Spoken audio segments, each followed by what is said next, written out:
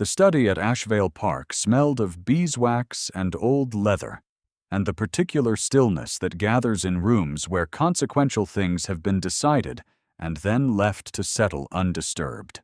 Nora Fenwick came to it every Tuesday and Friday before the household woke, with her cloth and her lamp and her habit of noticing what had moved. On the morning of the third Tuesday in October, the year 1819, something had moved. She set her lamp on the corner of the desk and looked at the letter. It lay at the center of the blotter, not where it had been the previous Friday, when it had rested beneath the second ledger on the left. Someone had drawn it out and read it and set it back without quite knowing where it had lived. The handwriting on the outer fold was a woman's, and Nora had seen it before. She had read it twice, by accident the first time, and deliberately the second. Because a thing once glimpsed does not stop existing simply because one turns away. She lifted the ledger. She placed the letter beneath it, precisely as it had been. She smoothed the blotter's corner where a small crease had caught. She picked up her cloth. "You are here early." She did not startle. She had trained herself out of startling the way other women train themselves out of crying in public, by a patient repetition of exposure until the reflex quieted. She turned. Edward Carew, Earl of Ashvale, stood in the doorway in his riding clothes, his coat still carrying the cold of the morning. He was a tall man, wide through the shoulders, with dark hair that had begun to gray at the temples in the past year. She had noticed that too, in the way that people who move quietly through a house notice everything the residents take for granted. His face was still. It had a quality of stillness she had come to understand was not coldness exactly, though the rest of the household read it as such. It was the face of a man who had learned to withhold his first response to everything, and whose second response arrived so measured it could not be faulted. He looked at the desk. She looked at him. Neither of them spoke for a moment that was perhaps 3 seconds, and felt considerably longer. "I was nearly finished, my lord," she said. He said nothing. He crossed to his chair, pulled off his gloves, and sat. He did not look at the ledger again. He took up the morning's correspondence from the side table as though she were not there, and she gathered her things and went. She carried the letter's contents all the way down the back stairs and through the kitchen passage and out into the gray October air, where it sat in her chest like a coal that would not cool. The letter was from the late Countess of Ashvale to her own sister, written in the autumn of 1812 and never sent. It described a man whose name was not her husband's. It described what had passed between them. And it described the Countess's understanding, by the winter of 1812, that she was to have a child. Frederick Carew, 9th-year-old and fair and merry and entirely unlike his father, had been born in the September of 1813. Nora had not told anyone. She did not know what telling would cost, but she understood clearly what silence already cost. She understood that she was living inside someone else's secret, and that secrets of this particular kind had a way of demanding payment from the people who carried them, rather than from the people who made them. She had been at Ashvale Park for 7 months. She had come to it as she had come to everything since her father's death the previous winter, without ceremony and with a precise inventory of what she could afford to lose, which was almost nothing, and what she could not afford, which was the position itself. Her father had been a schoolmaster in a village 12 miles east, a precise and gentle man who had taught her Latin and mathematics, and the correct way to quote Addison in conversation, as though these things were what she would need. She had been 17 when it became clear she would need a great deal else. At 23, she had needed a position badly enough to take the one at Ashvale, which other women in the servant registry had declined on the grounds that the house was not comfortable since the Countess's death, and the Earl was said to be cold. She had found it not uncomfortable, only quiet. And the earl cold only to those who could not distinguish stillness from coldness. She was a housemaid, however, and a housemaid who cleaned his study and knew what she knew was something the household could not afford to keep if the truth of the knowing ever became visible. It was on the morning of her 8th week that she met Mrs. Alditha Pell for the first time, or rather was introduced to her by name after having passed her in corridors for those 8 weeks without exchange. Mrs. Pell was the late Countess's aunt, a woman of 60 who moved through Ashvale as though she held the deed to it, which she did not, but whose confidence was of the variety that supplies what documentation cannot. She was seated in the drawing room when Nora was sent to light the fire that morning, and she looked up from her correspondence with the expression of someone cataloging an inventory. "Who is this?" she said, not unpleasantly, to the housekeeper, Mrs. Quine. "Fenwick, ma'am, one of the upper maids." Mrs. Pell looked at Nora for 3 more seconds. "The schoolmaster's scrap," she said, and returned to her correspondence. It was not said with malice. That was the particular quality of Mrs. Pell's cruelties, was this, that they came in the same register as weather reports, accurate or not, and delivered without feeling. 3 words. Flat and final. As though Nora's whole history had been parsed in 8 months and found reducible to a phrase. And that phrase was not an insult exactly, only a measurement. Nora lighted the fire. She did not look up. Edward Carew had been the Earl of Ashvale for 11 years, having inherited at 26 from a father who had spent liberally and died suddenly, leaving an estate that was solid, but not so solid that liberality could safely continue. He had corrected this with the same quality of patient management he applied to everything, methodically, without complaint, over a decade of careful stewardship that had returned Ashvale to a condition of comfortable solvency. He was not a fashionable man. He did not attend the season, had never been drawn to London's pleasures, preferred the estate and its business to any alternative. His wife, whom he had married at 25, had found this first endearing and then frustrating, and had eventually, in the way that frustrations sometimes convert themselves, found other sources of interest. He had believed, while she lived, that she loved him in the manner available to a woman of her nature, partially, with certain rooms withheld.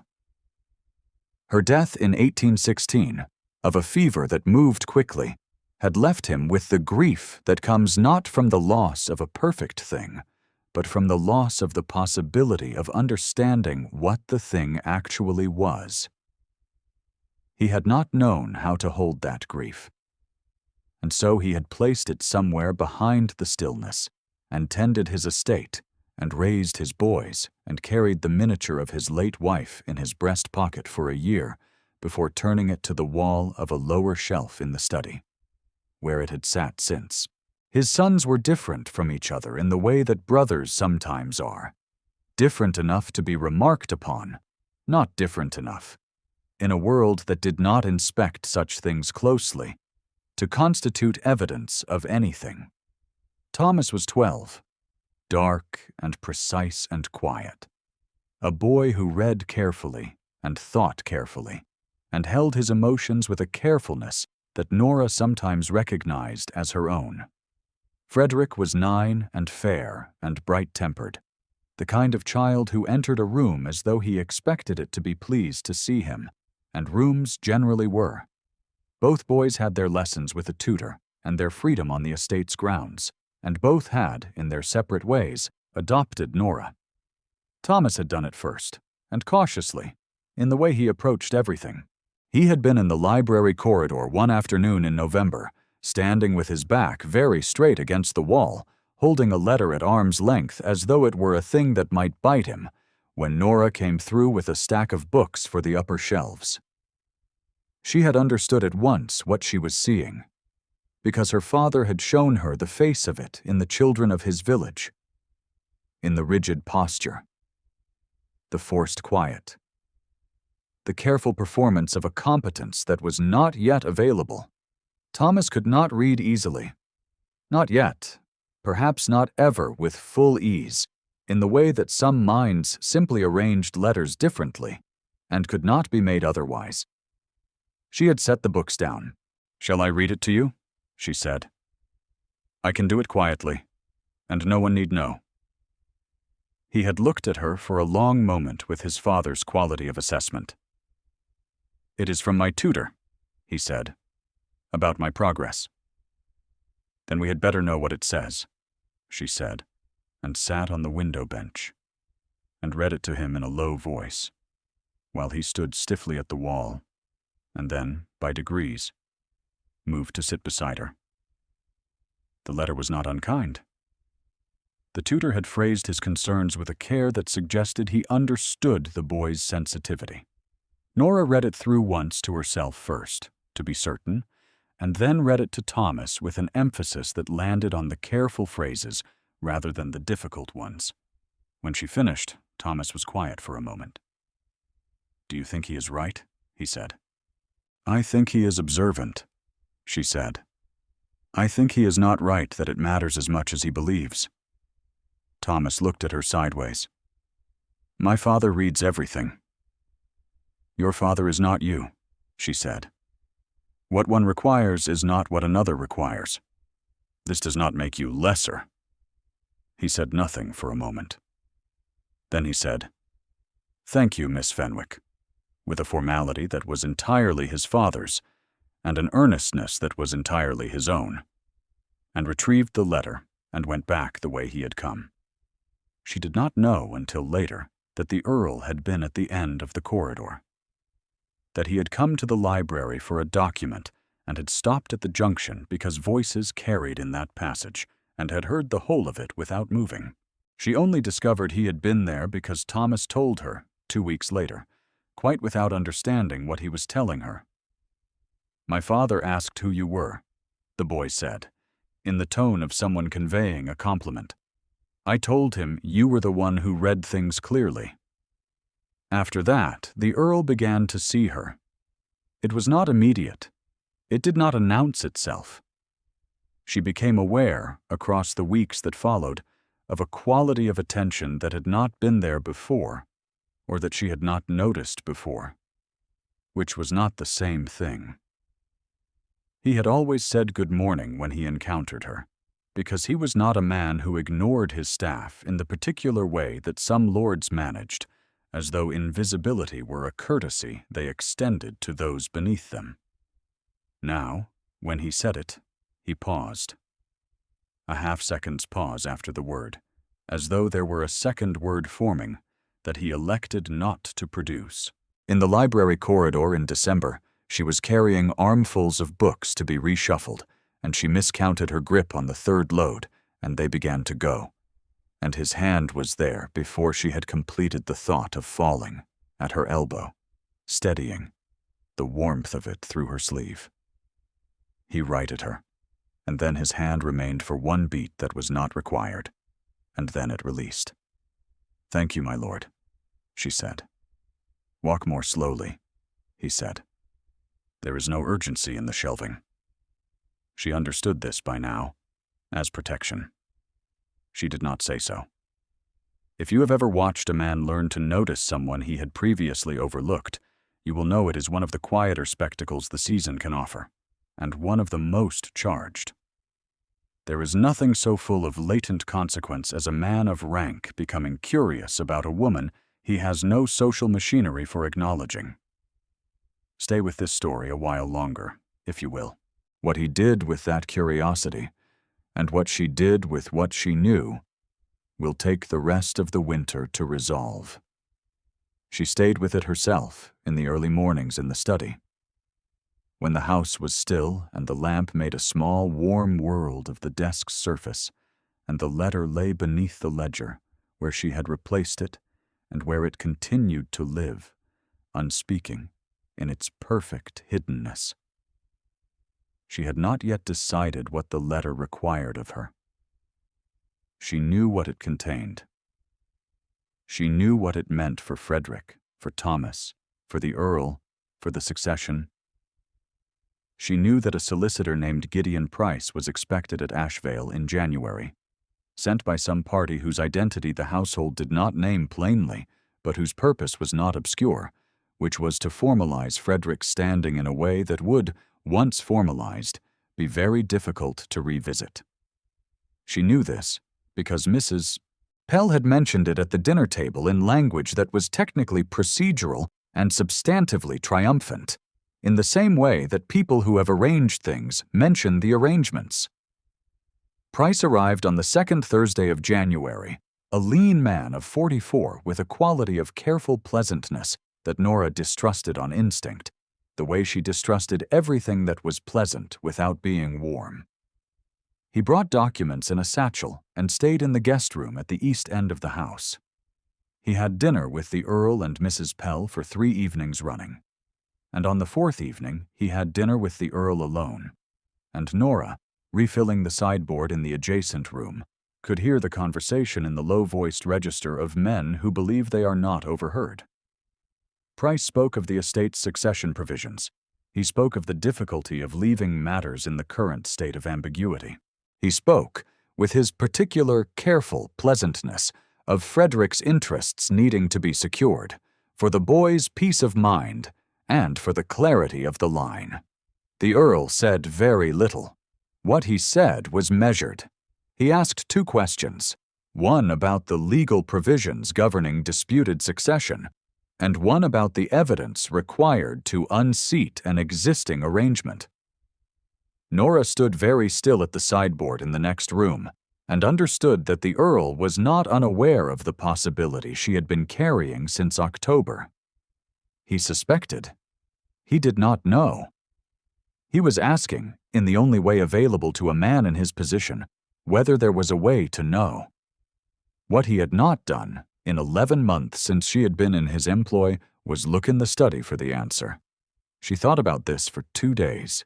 On the 3rd evening after Price's conversation with the Earl, she remained in the study after her dusting was finished, standing at the desk with her lamp, and she read the letter 1 more time.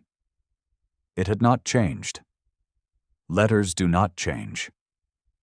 The words the Countess had written in the autumn of 1812 were the same words they had always been, unchanged by 7 months of Nora's knowledge of them, or by the passage of 6 years since the Countess's death, or by the presence of a solicitor in the east guest room. The facts described in the letter were not Nora's facts to manage. They were in her keeping, though, and a thing in one's keeping carries its own kind of weight. She replaced the letter. She told herself she would decide by the end of the month. She did not decide by the end of the month. What changed her was not a decision, in the end. It was a conversation she was not meant to overhear. The wound he carried had not, until the middle of February, been visible to her except in its effects. The turned miniature on the lower shelf. The careful quality of his grief.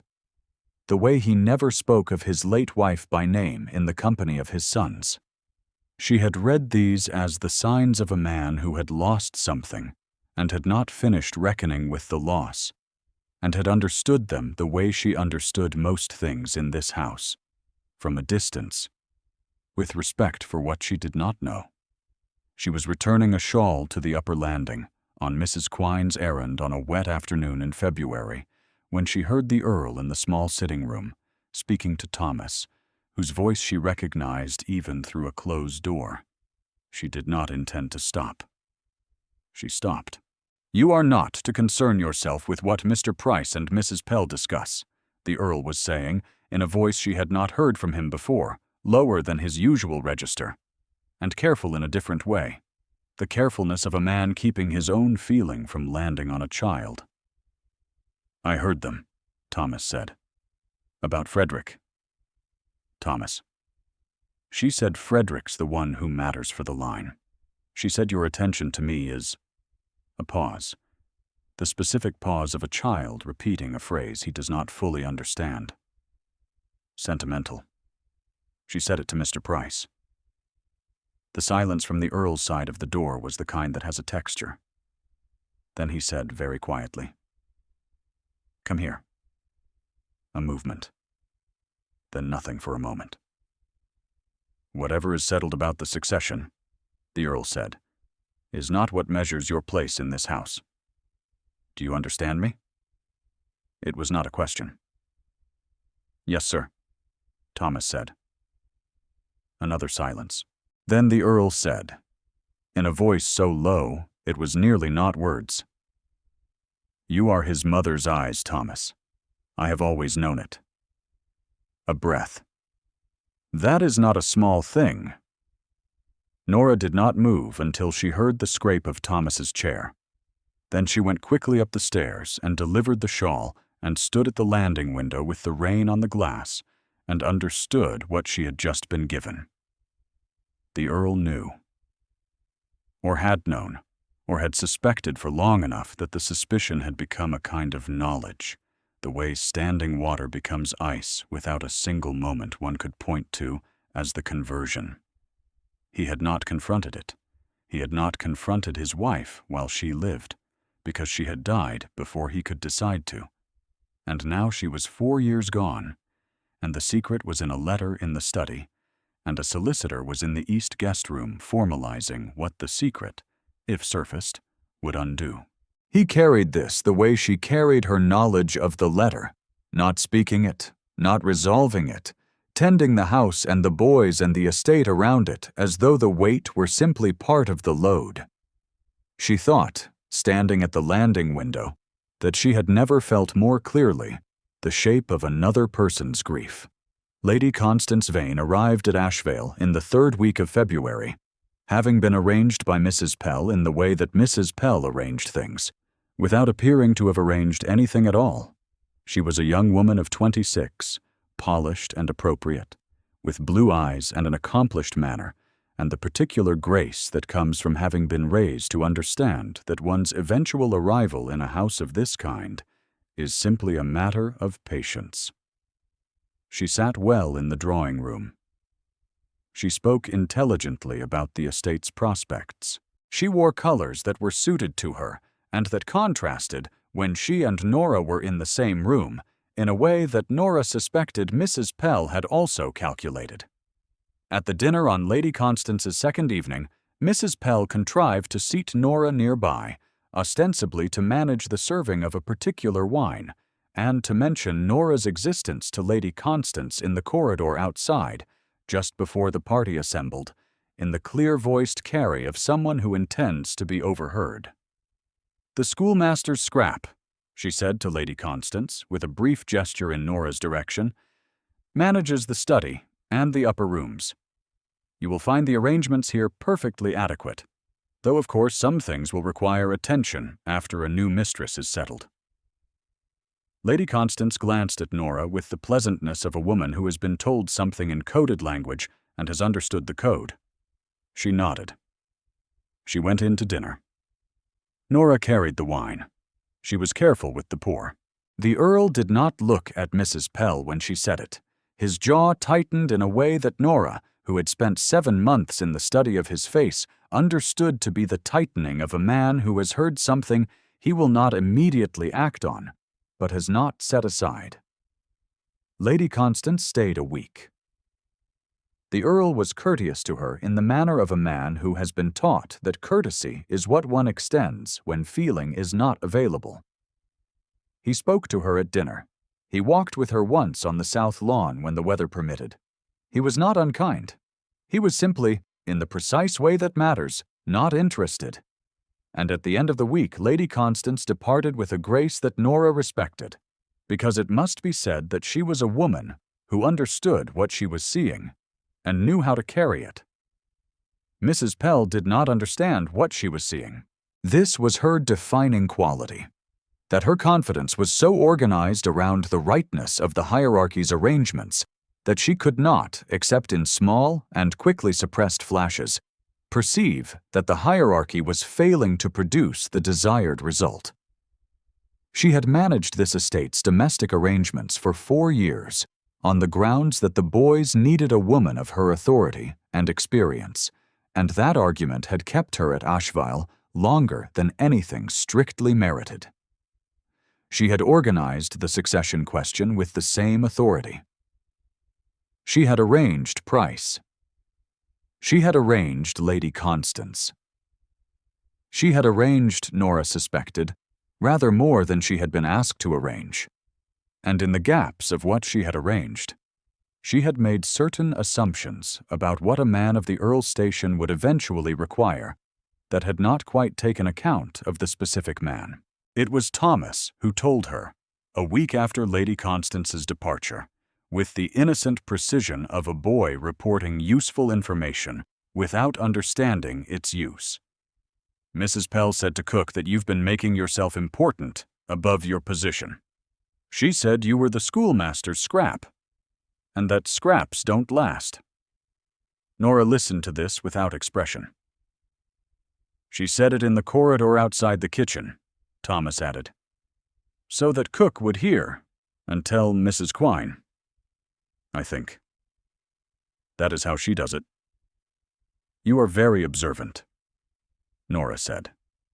I listen, he said, in a tone that made her understand he had been listening his whole life, in the way of children who have learned that what the adults say in the corridors is often more truthful than what they say in the rooms. She thanked him and sent him back to his studies, and stood in the quiet of the upper hall, and understood that Mrs. Pell had moved into the active portion of whatever she intended. The active portion arrived 3 days later. Nora was in the study in the early afternoon, Mrs. Quine having sent her to remove a tea service left there the previous evening, when she heard the footsteps on the stair. And they were not the Earl's footsteps. She knew them by now, every member of the household's step, the way you know the voices of people you live closely among. These were Mrs. Pell's, and they were accompanied by a second set she identified a moment later as Price's measured tread. She was at the desk, not looking through anything, moving the service. The letter beneath the ledger was exactly where it had always been. Mrs. Pell opened the door and saw her. There was a pause of perhaps 2 seconds. "What are you doing at the desk?" Mrs. Pell said. Not a question. "Removing the service, ma'am." Nora indicated the tray. "You were standing at the desk," Mrs. Pell said, "without the service in your hands." Nora picked up the tray. "I have eyes," Mrs. Pell said, in a voice that had shifted into a different register, still controlled, but with the particular quality of controlled fury that is more frightening than open anger. "I have eyes, and I have seen this girl in this room more than is required, at hours more than are required, and I have wondered to myself what calls her here beyond the ordinary work of cleaning." She looked at Price. "A letter has been moved," she said. "Moved and replaced. I observed it in October, when I came to retrieve a document of my own, and I did not say anything at the time. I am saying it now." Nora said nothing. "You have been reading his private correspondence," Mrs. Pell said. "You have been rifling through papers that do not concern you. You are a housemaid, and you have been playing at something above your capacity, and I will not have it a day longer in this house." The Earl appeared in the doorway. He had heard some of it, or enough of it. He stood in the frame with his coat and his stillness, and he looked at Mrs. Pell and then at Nora. And Nora looked back at him with all the steadiness she had trained herself to carry, and held the tea service in both hands like a thing she had every right to be holding. And he said nothing. He stood in the doorway and looked at the room, and said nothing. Mrs. Pell said, "I should like Fenwick dismissed by this evening, my lord," before she removes anything further. The Earl looked at Nora for a long moment. Then he said to Mrs. Pell, "I will consider it," and stepped back from the door. Nora carried the service downstairs. She set it in the kitchen and went out the back door into the kitchen garden in the cold afternoon air, and she stood there with her hands at her sides, and did not allow herself to feel the particular cold of being disbelieved by the person whose believing would have cost her nothing, and might, this once, have changed everything. She thought of it plainly. It was what she had known would come. She had known, from the day in October, that carrying the letter was not free. He had not dismissed her. Not yet. The letter was still there. He found her there, in the kitchen garden, an hour later. She heard his step on the frost-hardened path, and she did not turn. She was looking at the dormant herb beds and the gray stone wall at the garden's edge, and the quality of the February light, which was thin and honest, the kind of light that does not flatter anything and illuminates everything at a level distance. He came to stand beside her. Not close enough to be remarked upon. Had anyone been watching? Close enough that she could feel the warmth he displaced in the cold air. "You have been in the study," he said. "For 7 months," she said. "Twice a week, as my position requires. You know what I am asking." She was quiet for a moment. Then she said, "Yes, I know what you are asking." The kitchen garden held its silence around them. In the far beds, something had survived the frost. A small, persistent clump of winter savory, still faintly green, maintaining itself against the season, with the stubbornness of things that do not know they are supposed to have given up. "I moved the letter," she said. "I moved it to clean beneath it in August, and I read it by accident before I understood what it was. I replaced it where I found it. I have not touched it since October, when someone else had moved it, and I replaced it again to where I knew it lived." He was silent. "I did not take it. I did not show it to anyone. I did not use it." She turned to look at him then, because she had decided, sometime in the past hour, that she would not carry this without looking at the person who needed to receive it. "I did not know what to do with it. I still do not know what to do with it. I know what it says." He was looking at the wall. His jaw had the set she had come to understand as the set of a man processing something he had already suspected, but not allowed himself to form into language. "Frederick," he said. "Yes?" Another silence. "I did not want to know," he said. And then, quietly, as though the words were addressed to no one present, "That is the truth of it. I did not want to know, and so I did not go looking." She thought of him at the doorway of the small sitting room, his voice kept from landing on Thomas, and his words. "You are his mother's eyes. I have always known it." She thought of the miniature on the lower shelf, turned to the wall. She thought of a man who had lived with something unnamed for years, because naming it would require him to decide what it meant, and what it meant for a 9-year-old boy who was not his blood but was, in every possible way that mattered, his son. "Frederick is yours," she said. "Not by blood, perhaps. Every other way." He looked at her then, directly. The quality of his looking was different from every other time he had looked at her, and she had catalogued those lookings the way she catalogued everything in this house, and none of them had had this quality. The looking of a man who has put down something he has been carrying for a long time and is assessing, with some surprise, that his hands are free. "I do not want you gone," he said. It landed in the kitchen garden with the weight of something that had been waiting to be said.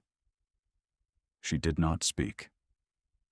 She was aware of the warmth of him, and the thin, honest light, and the particular quality of silence that follows a true thing said plainly, which is different from all other silences, in that it seems to require no addition. "What Mrs. Pell described is not what you did," he said. "No," she said. "I will speak to Price this evening," he said. "The formalization will be suspended. There are things I should have addressed before now." He paused. There is a great deal I should have addressed before now. She told herself it was not the same as being asked to stay. He had said he did not want her gone. Stay still, she thought.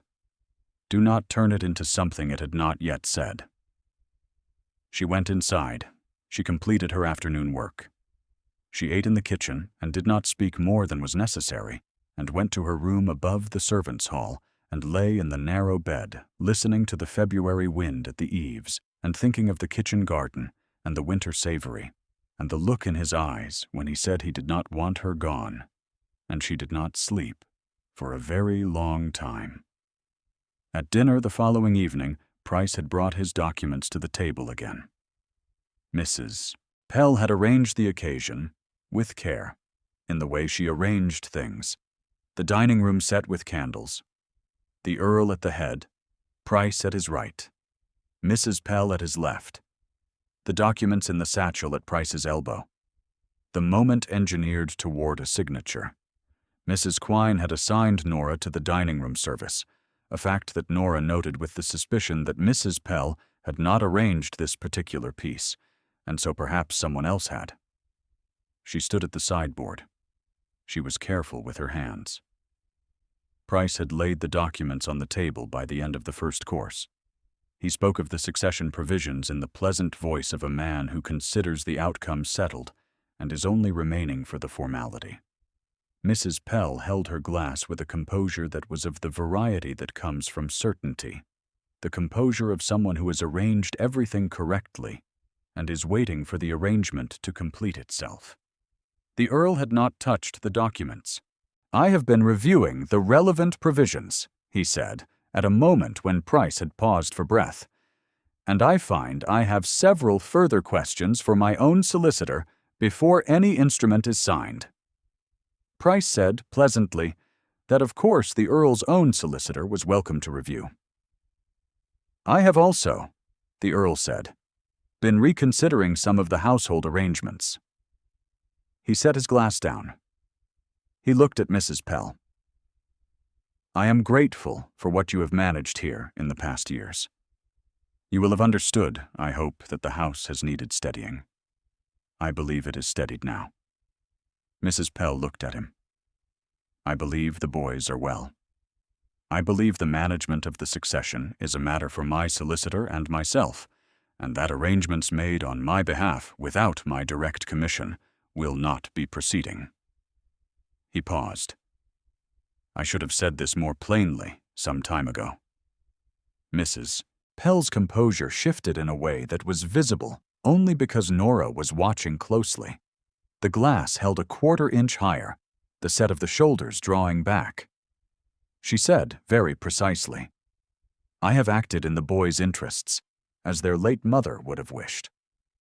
You have acted with great conviction, he said, in a tone that declined to be mistaken for a compliment. That is not the same thing. Then he looked down the room toward the sideboard, in the manner of a man adjusting his gaze from one matter to the next. He said, without raising his voice, Miss Fenwick remains in my household. She stays on my word. 11 words, in the dining room that had heard 12 months of Mrs. Pell's arrangements, in front of the solicitor, and the candles, and the suspended documents. Mrs. Pell said nothing. Her glass remained at its careful height for a moment, and then lowered. Nora did not move. She stood at the sideboard with her hands at her sides, and her face arranged in its trained composure, and felt, beneath the composure, a warmth that started somewhere at the back of her throat, and moved, carefully, toward her chest. She carried the wine. She was careful with the pour. After dinner, Price departed for the east guest room and his satchel and his careful pleasantness, and Mrs. Pell retired early with a headache, and the Earl remained in the dining room for a long time after the household had cleared, with a glass he did not drink and the candles burning down. Nora did not see this. She was told of it, weeks later, by Mrs. Quine, who had seen it and who, in the way of housekeepers who have served a household for many years, understood what it meant. Price left Ashvale at the end of the week, with his documents unsigned and his pleasantness not entirely intact. Mrs. Pell remained another fortnight before mentioning, at a breakfast that included only herself and the Earl, that she felt the journey to her niece in Bath would benefit her health this spring. The Earl said he hoped the journey would be comfortable. She departed on a Tuesday morning in the second week of March, with the household's respectful farewell, and without the arrangement she had come to complete.